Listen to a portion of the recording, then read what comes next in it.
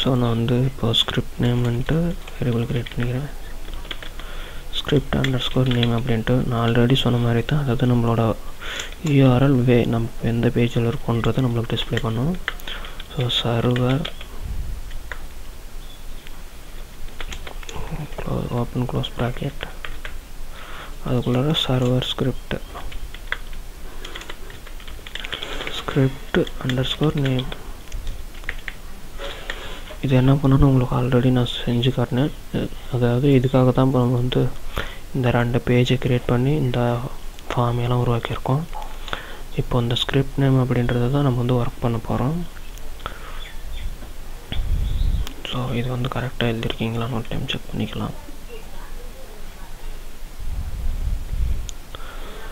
So இப்போ நம்ம வந்து இந்த இடத்துல நம்ம வந்து அதை வந்து பேஸ்ட் பண்ணிடலாம்.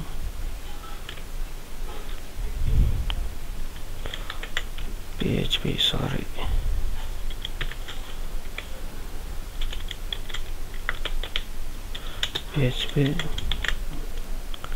இது எதுக்காக யூஸ் பண்ணுறோம் அப்படின்னா, நம்ம வந்து HTML யூஸ் பண்ணுறதுனால அதுக்குள்ளார யூஸ் பண்ணும்போது மறுபடியும் PHP யூஸ் பண்ணணும். ஸோ அதுக்காக வந்து வேல்யூ எக்கோ கொடுத்துட்டு ஸ்கிரிப்ட் அண்டர்ஸ்கோர் நேம் அப்படின்னு கொடுக்குறேன். பார்த்தீங்கன்னா நம்ம இந்த பேஜ் வந்து ரன் ஆகும்போது ஃபார்ம் ஆக்ஷன் மட்டும் எக்கோ பண்ணும். எக்கோ எது பண்ணும் அப்படின்னா ஸ்கிரிப்டோட நேம் வந்து எக்கோ பண்ணுது அப்படின்னா அந்த ஆக்ஷன்ன்றது அந்த பேஜுக்கு வந்து ரீடைரக்ட் ஆகும். பாருங்கள், நான் வந்து index.php போகிறேன். பார்த்தீங்கன்னா வெல்கம் 1 வந்துருச்சு. ஸோ நான் அதே மாதிரி செகண்ட் பேஜுக்கு போகிறேன்.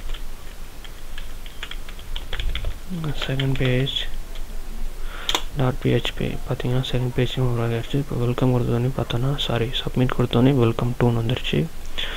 ஸோ இப்போ உங்களுக்கு வந்து ஈஸியாக அண்டர்ஸ்டாண்ட் ஆகிருக்கும். அதாவது பார்த்தோன்னா நம்ம இங்கேயும் நம்மளோட header.inc.php இன்க்ளூட் பண்ணியிருக்கோம், இங்கேயும் இன்க்ளூட் பண்ணியிருக்கோம். ஸோ இங்கே வந்து இன்க்ளூட் பண்ணியிருக்கிறது என்ன அப்படின்னா, இந்த ஆக்ஷனுக்காக தான் நம்ம வந்து இவ்வளோ ஒர்க் பண்ணியிருக்கோம்.